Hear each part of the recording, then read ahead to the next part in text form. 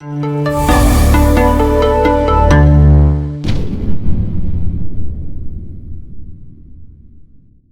meus amigos, tudo bem com vocês? Espero que estejam bem, professor Arley falando. Vamos continuar o nosso curso de Direito Processual Civil por meio de questões, tá certo?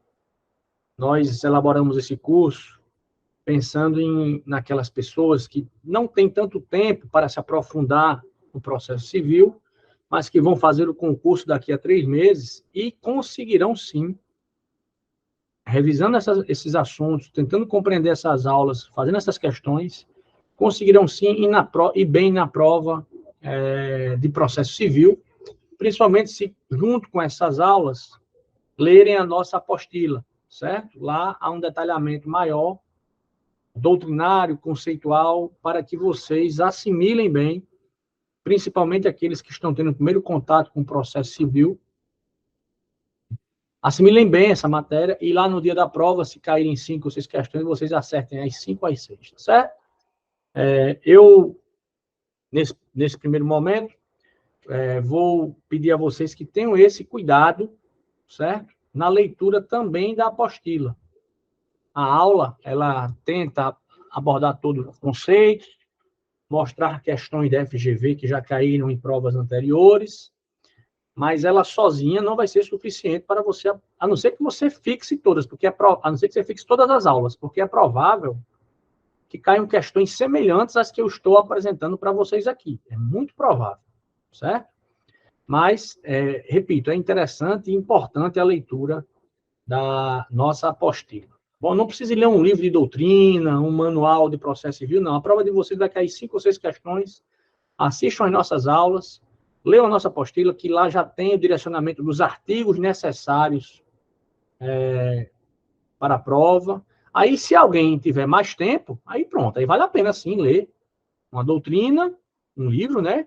Ou o Código de Processo Civil todo. Beleza, aí vale a pena. Mas só se você tiver muito tempo. Nós temos aí 3 meses até o curso, aproximadamente. Então, precisamos focar o nosso treinamento. Tá certo, doutores? Então, sem mais delongas, vamos começar a nossa aula de hoje, tá bom? Vou compartilhar com vocês aqui a nossa tela. E apresentar para vocês aqui uma questão de técnico superior do concurso de 2019 da Fundação Getúlio Vargas, na Defensoria Pública do Rio de Janeiro. Tá bom? Vamos lá. Diz aqui, essa questão envolve assuntos que têm a ver com recursos, tá bom? Recursos em espécies. Recursos previstos no CPC. Tá bom? Vamos lá. No que concerne à apelação, é correto afirmar que... Doutores, antes de nós irmos para as alternativas, eu vou apresentar para vocês aqui alguns temas. A apelação é o recurso previsto no CPC que visa reformar uma sentença, certo? Visa promover uma reforma no ato judicial chamado sentença. Se vocês se recordarem bem, considerando aulas passadas, vocês vão se lembrar que o juiz emite geralmente 3 provimentos judiciais: sentença, decisão interlocutória e despacho. A sentença, conforme diz o CPC, é o ato judicial, o provimento judicial, que gera um dos efeitos do artigo 485 ou 487 do CPC. Em tradução mais coloquial, a sentença é aquele ato que finaliza uma fase do processo, seja extinguindo o processo, sem resolução do mérito, seja decidindo o mérito do processo, dando fim ao que nós chamamos de fase de conhecimento do processo. Esse é o ato sentença. Quanto a essa decisão, cabe uma espécie de recurso chamada apelação. Tá certo, meus amigos? Já tinha falado desses 3 atos emanados do juiz em outras aulas, e aqui eu estou retomando. Lembrem que essas aulas estão sendo sempre está sendo ministrada de forma mais sistematizada, e não a mera decoração, o mero decoreba da lei, né, a mera memorização da lei, porque a FGV cobra assim. Então, a leitura da lei é essencial, é importante, mas ela não vai ser suficiente se você não tiver essa visão sistemática do processo que eu estou tentando trazer para vocês nessas aulas virtuais, tá bom? Então, a apelação é esse recurso, tá bom? E eu acho importante, antes de irmos à questão, eu vou apresentar para você uma partezinha da nossa apostila em que nós falamos da apelação, certo? Para que vocês leiam pelo menos essa parte aí na nossa apostila. Ó.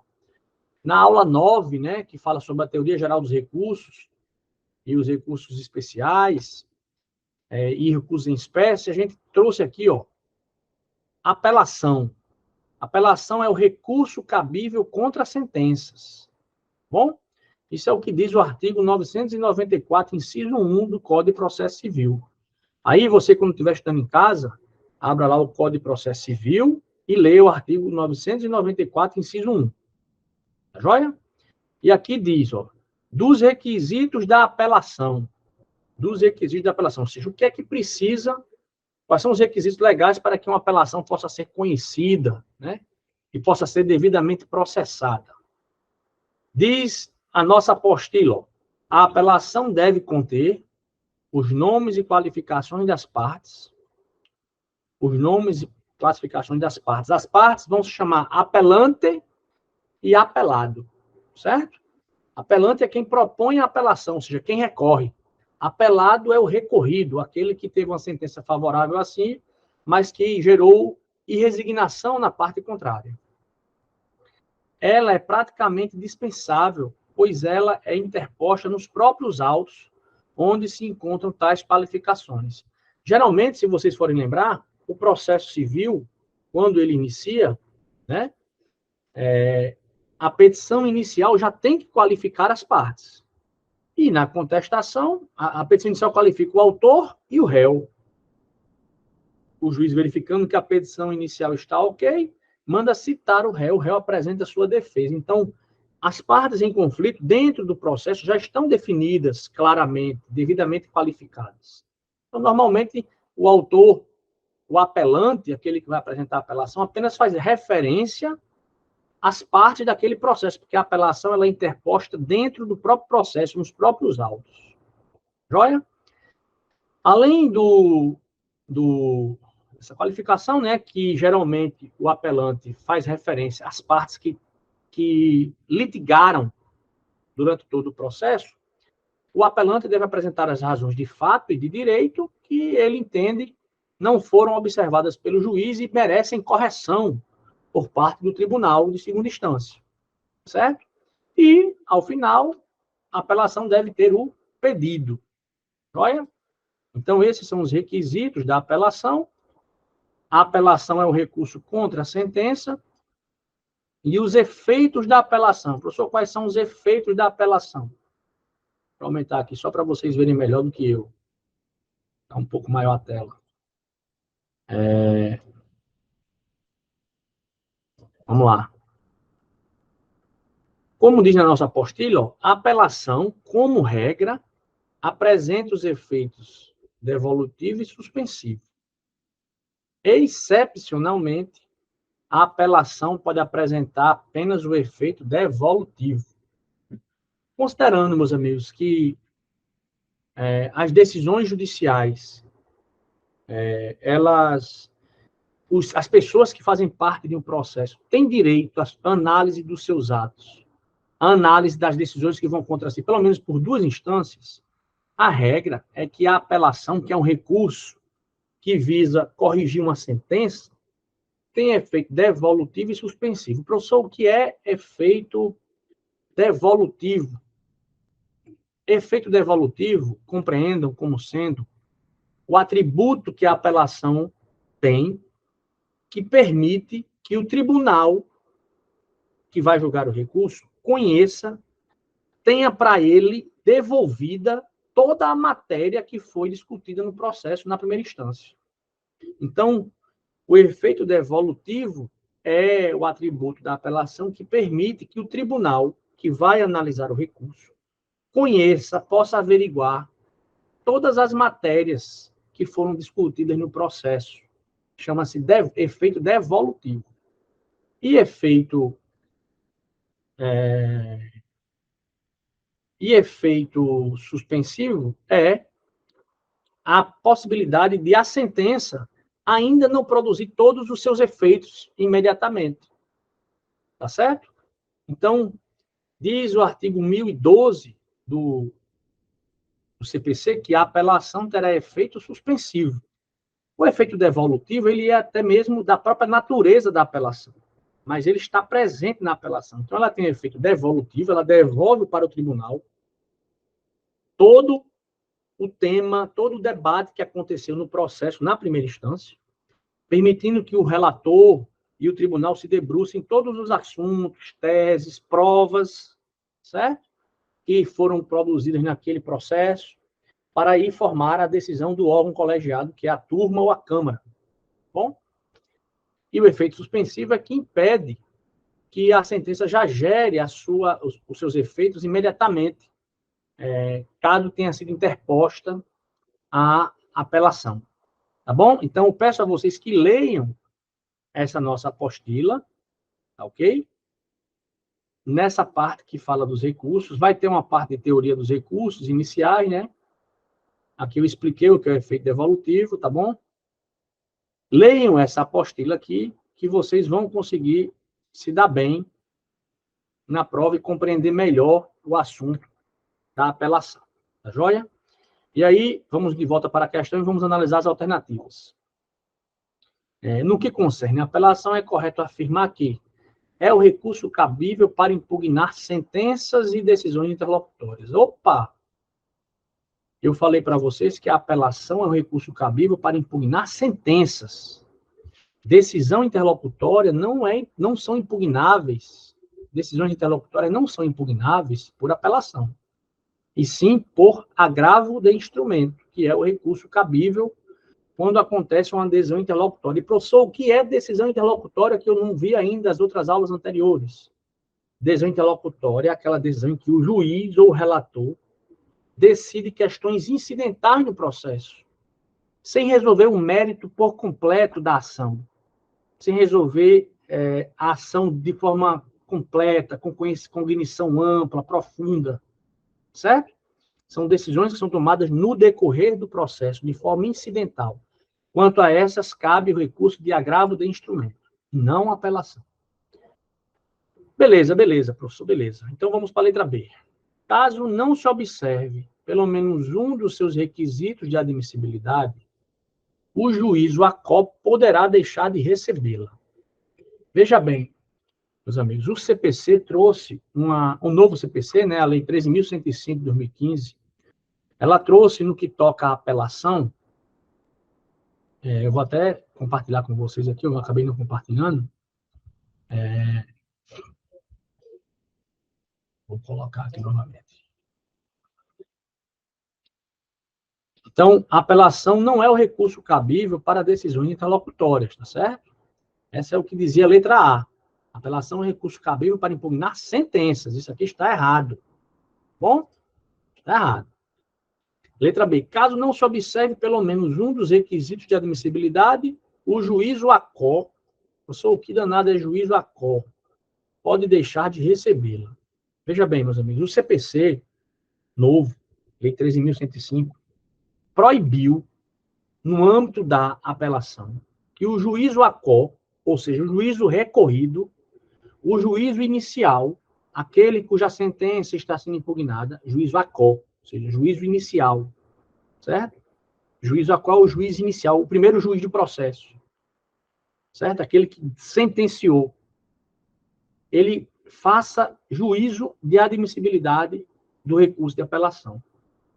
O juiz de primeiro grau não está autorizado pelo CPC para fazer juízo de admissibilidade da apelação. A apelação, depois de interposta, só cabe ao juiz ACO recebê-la, processá-la, ou seja, juntá-la nos autos, fazer os trâmites junto ao PJE ou processo físico de remessa destes autos para o tribunal. Chegando no tribunal, vai haver uma distribuição para um dos relatores. E esse relator é que está autorizado a fazer o juízo de admissibilidade, que é o quê? A verificação se a apelação atende os requisitos legais, se é tempestiva, se atende à forma legal adequada, se apresenta fundamentos de direito, de fato, enfim. Se ela apresenta todos os requisitos legais para a sua proposição. Então, o juízo ACO não faz juízo de admissibilidade no recurso de apelação. Certo, meus amigos? Tranquilo? Então, vamos agora para a letra C. Em regra, a apelação é a espécie recursal desprovida de efeito suspensivo. Pelo contrário, né? Em regra, a apelação é a espécie recursal que tem efeito suspensivo, certo? Não é desprovido, não. É provida. Tá bom? A gente leu aqui o artigo 1012, não foi isso? Leu aqui o artigo 1012 do CPC. Então, releiam esses artigos depois e releiam a nossa apostila. Tá bom, meus amigos? Então, tá errado, né? A regra é que a apelação tem efeito suspensivo. E, além dele, tem efeito devolutivo. O que é efeito devolutivo, professor?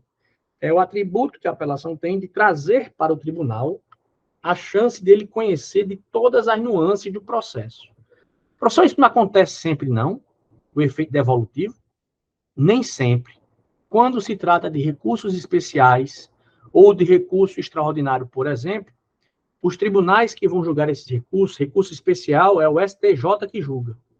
Recurso extraordinário é o Supremo Tribunal Federal quem julga.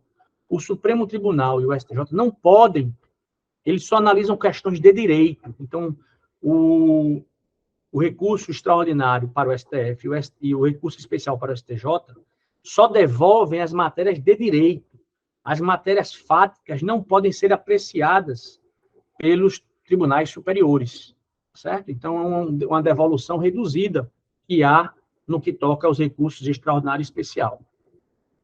Mas a regra é que a apelação tenha o efeito suspensivo. Letra D. A apelação é insuscetível de interposição na modalidade adesiva, caso haja sucumbência recíproca.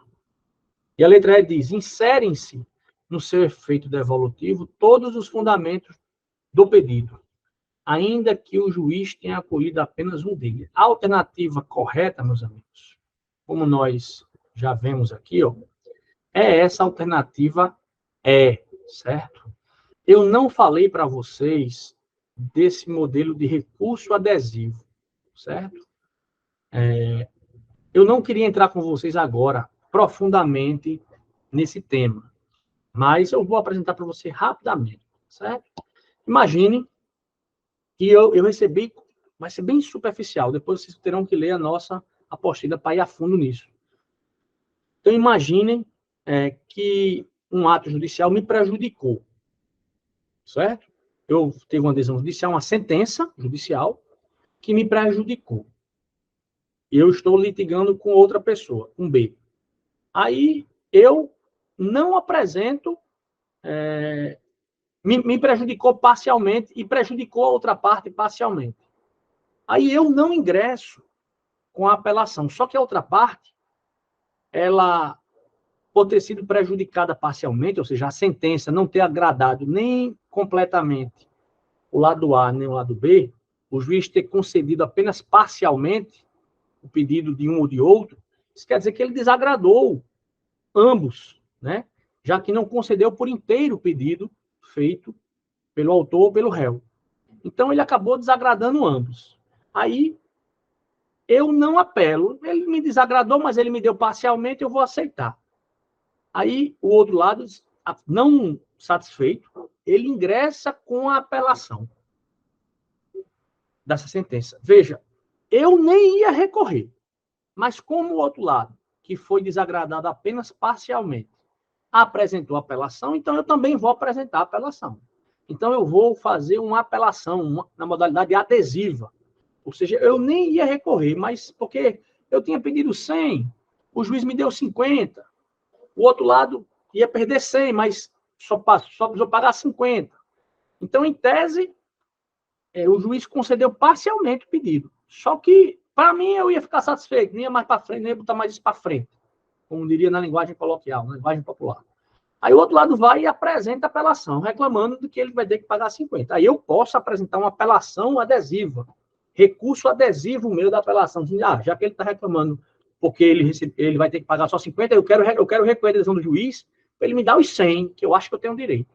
Isso pode acontecer. O recurso adesivo acontece nessas circunstâncias, certo? Acontece nessas circunstâncias. Essa letra D está errada, bom? Dizer que é insuscetível de interposição na modalidade adesiva caso haja sucumbência recíproca. Não, não é insuscetível, não. Tá bom? Então, a resposta correta é a letra E, tá bom? A letra E que diz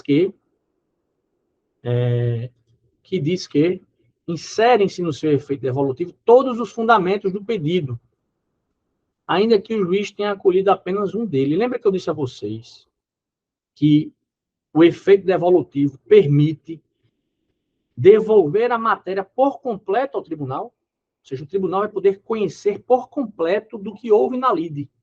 Todas as teses, todos os fundamentos de direito, todos os fundamentos de fato, até as provas poderão ser conhecidas. A produção das provas poderá ser conhecida pelo tribunal ad quem. Não sei o que é tribunal ad quem. Ou pelo juízo ad quem. O juízo ad quem é o juízo final, que vai analisar a apelação. A quem se destina a apelação. Juízo a qual é o juízo inicial. Aquele onde a apelação vai ser interposta para depois ser remetida para o tribunal, que é o juízo ad quem. Joia? Então, nessa questão aí, eu acho que conseguimos aí esclarecer bem para vocês, mostrando o que está errado e o que está certo, e também introduzindo aí a ideia do recurso adesivo, tá bom? Mas, repito, é importante a leitura da nossa apostila. Tá joia, doutores? Continuando a nossa correção, né? Vamos analisar agora a questão 2 dessa aula, dessa meia hora de aula aqui, tá bom? Diz a questão 2 o seguinte, ó. Tendo transitado em julgado sentença que condenara o réu a pagar ao autor determinada soma pecuniária, a sentença transitou em julgado, condenando o réu a pagar a alguém o valor. Este requereu, ou seja, o réu... condenar o réu a pagar ao autor determinada soma pecuniária. Este requereu a juízo situado em foro diverso do da condenação o cumprimento do julgado. Olha só. A sentença condenou A a pagar a B. E ela tramitou em um determinado juízo, certo? Transitado em julgado, esse B, aliás, A, né, que era o autor, venceu, quer receber o seu valor, mas em vez de continuar tramitando e peticionar o cumprimento dessa sentença na comarca onde ela transitou em julgado, ele pediu para comprovar, para executar essa condenação num foro diferente daquele onde ele foi julgado, sem que tivesse satisfeito a obrigação,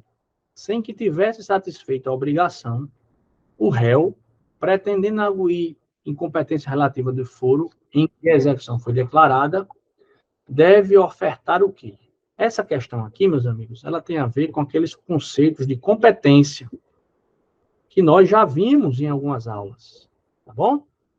Questões de competência nós já vimos em algumas aulas anteriores, competência relativa, competência absoluta, impossibilidade de alegar, de reconhecer ou de declarar a incompetência relativa de ofício pelo magistrado, certo?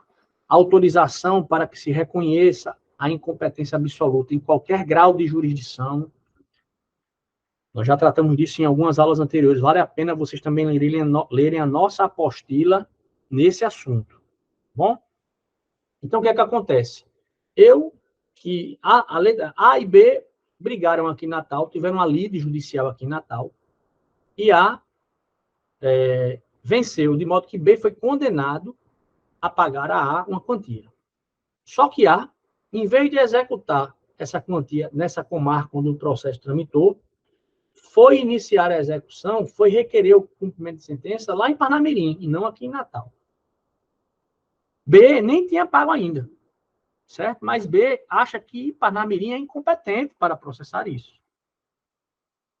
E aí, o que é que B tem que fazer? Qual é o instrumento de defesa que B pode utilizar, certo? Para impugnar o cumprimento de sentença, para tentar, de algum modo, atrapalhar, impugnar, se defender de um cumprimento de sentença. Meus amigos, eu já disse a vocês, em uma aula anterior, que quando se trata de processo de execução ou de cumprimento de sentença, o instrumento jurídico hábil a ser utilizado chama-se impugnação, certo? Exceção de incompetência é uma matéria que pode ser levantada dentro da contestação, quando o processo ainda está na fase de conhecimento, quando estamos naquela fase inicial do processo. Depois que você tem uma sentença transitada em julgado, o processo encerra a fase de cognição ou de conhecimento e passa à fase de execução. Nessa fase de execução, o réu tem um instrumento de defesa, chamado impugnação.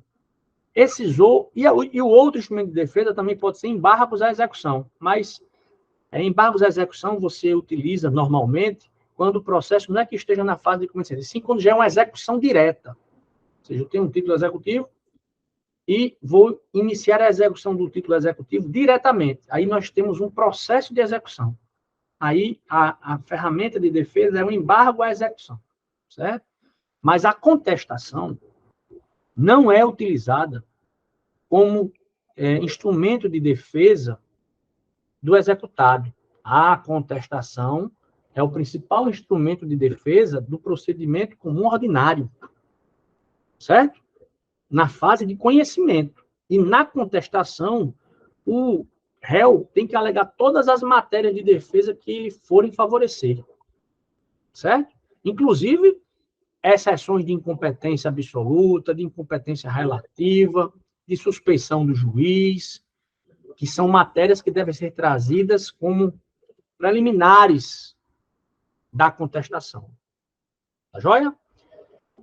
Beleza. Então, um instrumento de defesa na fase de cumprimento de sentença, lembrem dessa peça, chama-se impugnação.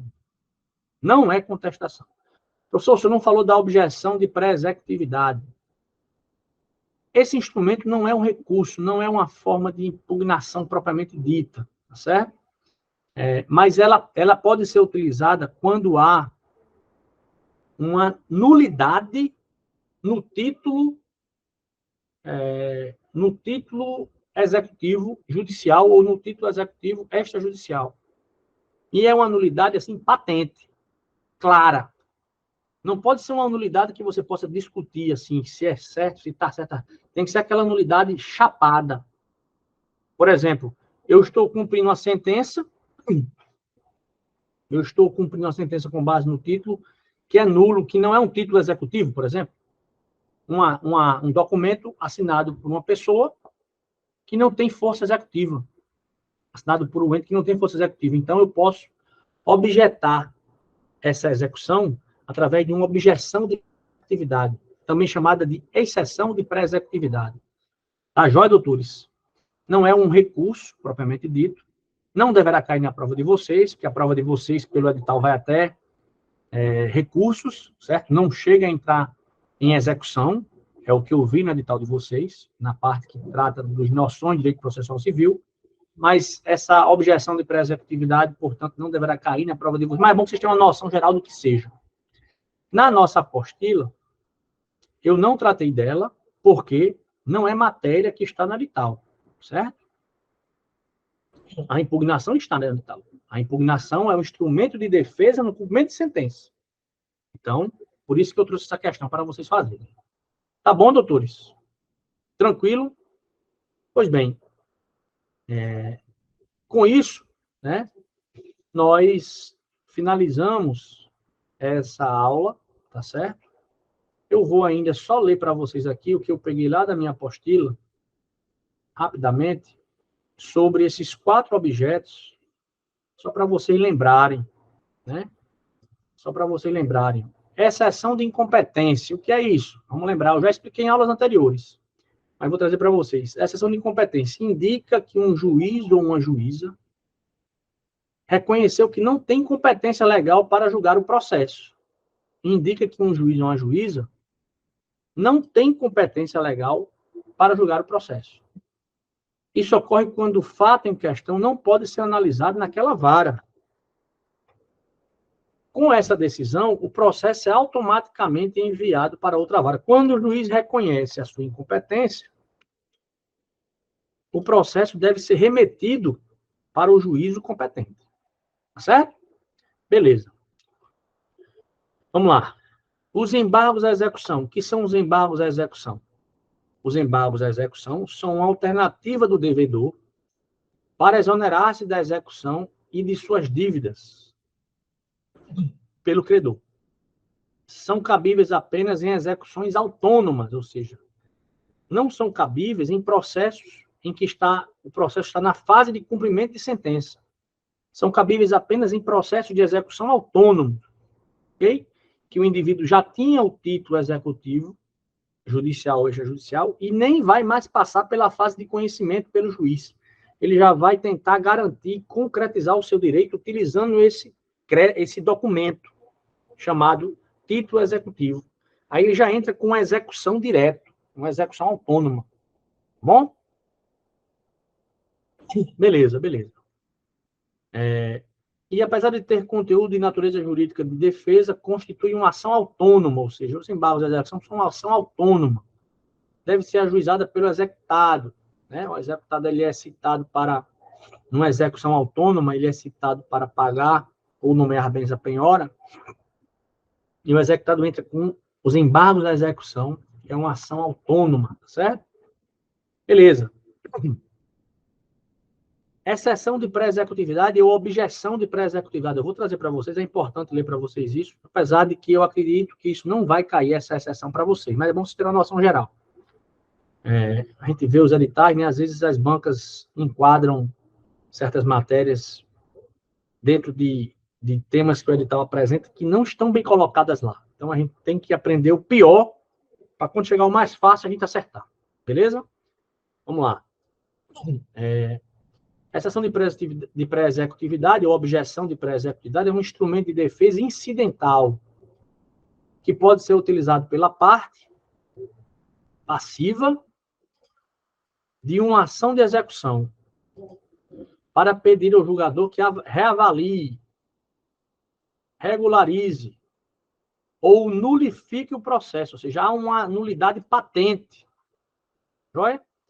Pois o mesmo apresenta algum problema de ordem pública ou de mérito, ou seja, a exceção de pré-executividade, portanto, chama-se pré-executividade, ele quer mostrar que houve um vício, há um vício no próprio título executivo, que fundamentou aquela execução, certo?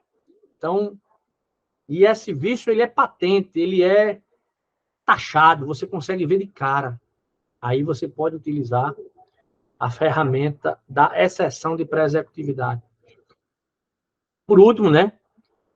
Contestação você já conhece, né? Nós já estudamos bastante. E a impugnação, que é a resposta dessa questão, nós vamos dar uma lidazinha para vocês compreenderem aqui, ó. No cumprimento de sentença, o meio de defesa do executado é a impugnação. Lembre, o cumprimento de sentença é uma fase dentro do próprio processo. O processo é aquela ferramenta que o juiz conhece da petição inicial, cita o réu se defende, o juiz fixa uma audiência de conciliação, não é, diríamos assim, exitosa a conciliação, o juiz marca a audiência de instrução, são produzidas as provas pelas partes, o juiz, após a produção das provas, abre prazo para um e outro apresentarem alegações finais, e aí o juiz decide, sentencia. Quando ele sentencia, acabou essa primeira etapa do processo. Chama-se fase de conhecimento do processo. Acabou. Bom, a partir daqui, se essa decisão transitar em julgado, se o pessoal não recorrer, transitou em julgado a sentença, aí nós vamos iniciar a fase de cumprimento de sentença, nos próprios autos originais, seguindo aquele processo que começaram com a petição inicial. Quando nós temos o cumprimento de sentença, como eu disse, e a questão demonstrou aí que a resposta correta é a C, o executado vai ter como ferramenta de defesa de seus interesses ainda a impugnação. Tá bom, meus amigos? E a contestação é um instrumento de defesa no processo ordinário, né? Em que o réu tem que trazer todas as alegações de defesa quanto às acusações feitas pelo autor. tá bom? Então, com isso, finalmente, né, conseguimos concluir essa nossa aula 6, parte 1. Eu agradeço a atenção de todos, solicito, peço que leiam a nossa apostila. Minha dica, assistam a nossa aula, depois, dentro de cada assunto tratado na nossa aula, vá para a nossa apostila. Lá na nossa apostila, quando você começar a ler, você vai ver os artigos do CPC que precisam ser lidos. Sempre que eu fizer referência, vá lá no artigo do CPC e leia. Com isso, faça isso várias vezes. Chegou na prova, meu amigo, você vai tirar 10. Tá joia, meus amigos? Até logo, tudo de bom, bons estudos, confio em vocês. Queremos ver vocês aí virando colegas de carreira nossos, né? Sendo servidores do Poder Judiciário. Tá bom? Até logo e até a próxima. Parabenizar a você que chegou até aqui nesse vídeo, estudando processo civil conosco, estudando direito civil conosco, ou direito eleitoral conosco. É um prazer tê-lo no nosso canal, recebendo conteúdo de qualidade que vai lhe ajudar na sua formação jurídica e também para que, se você pretender entrar em concursos públicos. Esse projeto é um projeto pessoal que eu tenho, que visa distribuir conhecimento com razoável qualidade para todos aqueles que queiram se formar, incrementar o seu repertório jurídico, intelectual e, mais do que isso, concorrer a cargos públicos. De toda forma, meus parabéns. Mas, se você gostou desse conteúdo e entende que esse conteúdo lhe ajudou no seu engrandecimento, e se você quer me ajudar nesse projeto, eu ficaria muito grato se você pudesse fazer um Pix para o número que aparece aí na sua tela, de modo que esse projeto possa ser incrementado, aumentado, já que até o presente momento eu tenho investido todas essas aulas, todas essas edições, têm sido financiadas por mim mesmo, com recursos próprios, e para eu poder expandir o projeto, eu preciso da sua ajuda. Então, qualquer valor que você fizer de Pix para o número que se apresenta aqui na sua tela será bem-vindo, não é obrigatório, só faça se você entender que vale a pena e que você queira, caso você queira ajudar na expansão desse projeto educacional do professor Arley Souza, e se você fizer, ficarei muito grato. Se não fizer, não tem problema, nós vamos tentar devagarinho expandir esse projeto, mas se você puder nos ajudar, ficaremos muito gratos. Um Pix de qualquer valor. Seria, eu diria, uma ajuda, né, uma contribuição para que a gente possa incrementar esse nosso projeto. Bom, eu agradeço a atenção de vocês, continue nos estudos, a formação da gente ela é um caminho constante ao longo de toda a nossa vida, e se você pretende alcançar algum concurso público, não pode parar na metade. O concurso público é uma maratona, né? Não é uma corrida de 100 metros. Então, permaneça estudando, permaneça revisando, confie em você mesmo, que o seu baú do conhecimento está sendo enchido todos os dias que você assiste a aula com a gente, faz os exercícios com a gente e incrementa, né, seu repertório intelectual com a gente. Tá bom? Muito obrigado e até a próxima.